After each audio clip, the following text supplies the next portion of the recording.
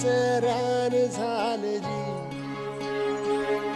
अर मातीच्या पोटात अस्मानाचं बळ, माऊलीची लाज राखजी.